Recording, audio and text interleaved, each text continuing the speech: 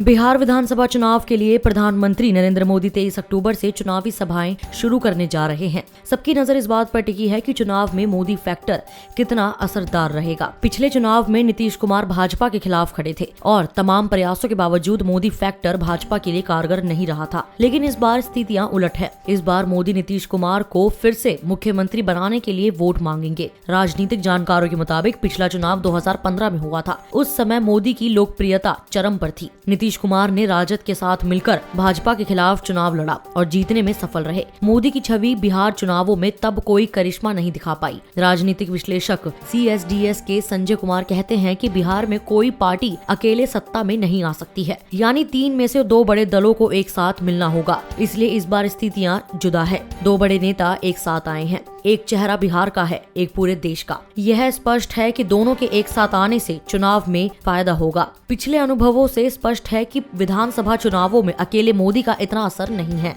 कि पार्टी को जिता सके। हालांकि यह सबने देखा है कि लोकसभा चुनावों में मोदी के नाम का असर होता है। बिहार में भी हुआ। दुनिया में कोरोना का संक्रमण लगातार जारी है। भारत इस मामले में दुनिया का दूसरा सबसे प्रभावित देश है। अभी तक 75 लाख से अधिक मामले सामने आ चुके हैं।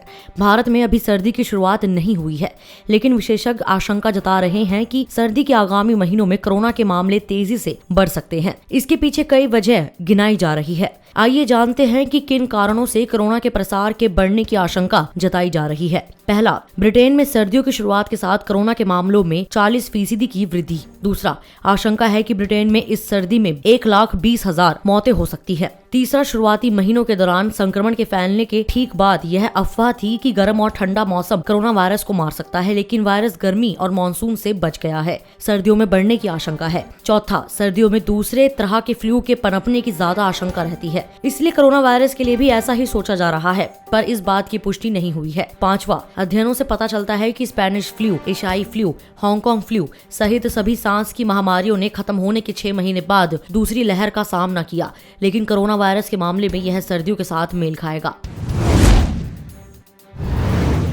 कर्नाटक के 4 जिलों में रविवार को भी बाढ़ के हालात गंभीर बने रहे। यहाँ कृष्णा और भीम नदी उफान पर हैं और सेना, राज्य एवं राष्ट्रीय आपदा मोचन बल बचाव कार्य कर रहे हैं तथा बाढ़ के बीच फंसे हजारों लोगों को निकाला गया है। मुख्यमंत्री BS येदियुरप्पा ने कहा कि पिछले हफ्ते हुई भारी बारिश के चलते कलबुर्गी, विजयपुरा, यादगिरी और रायचूर जिलों में कई गाँव बाढ़ के पानी में पूरी तरह से या आंशिक रूप से डूब गए हैं। मुख्यमंत्री ने कहा कि 21 अक्टूबर को वह बाढ़ग्रस्त इलाकों का हवाई दौरा करेंगे। कर्नाटक आपदा प्रबंधन प्राधिकरण के मुताबिक बचाव दलों ने अब तक 20,269 लोगों को बाढ़ग्रस्त क्षेत्रों से निकाला है। भारी बारिश होने से तथा पड़ोसी महाराष्ट्र में बांधों से पानी छोड़ने के कारण कर्नाटक के 4 जिलों के 111 गांव बाढ़ से प्रभावित हुए हैं। मुख्यमंत्री ने कहा कि बाढ़ के कारण फसलों को भी नुकसान पहुंचा है।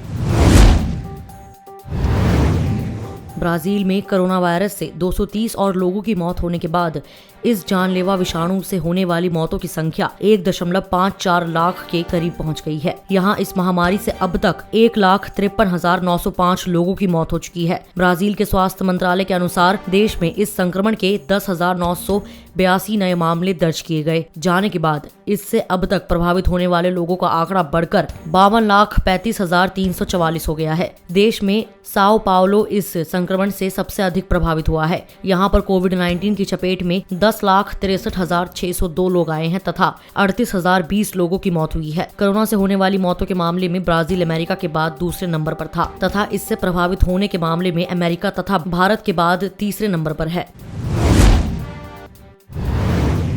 भाजपा प्रमुख JP नड्डा सोमवार को पश्चिम बंगाल में सिलीगुड़ी की 1 दिवसीय यात्रा पर जाएंगे और कई कार्यक्रमों में शिरकत करेंगे।